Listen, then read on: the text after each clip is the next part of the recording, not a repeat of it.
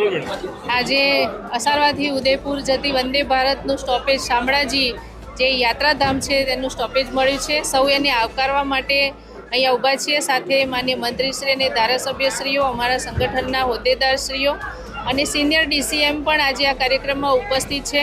તો સૌ શામળાજીની જનતાને, આજુબાજુ અરવલ્લીની તમામ જનતાને હું ખૂબ ખૂબ અભિનંદન આપું છું કે આપણને એક સારી રેલનું સ્ટોપેજ મળ્યું છે।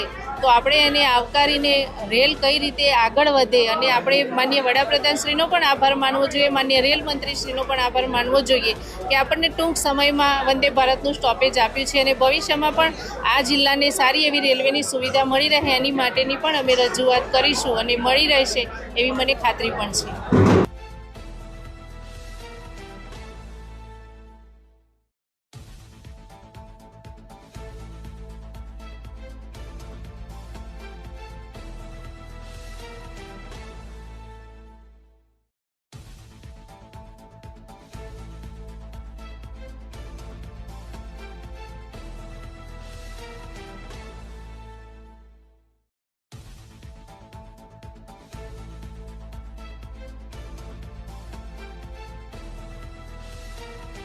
આજે માર્કેટ યાર્ડ મોડાસાના સભાખંડ ખાતે ચેરમેન વાઇસ ચેરમેનની ચૂંટણી થઈ હતી।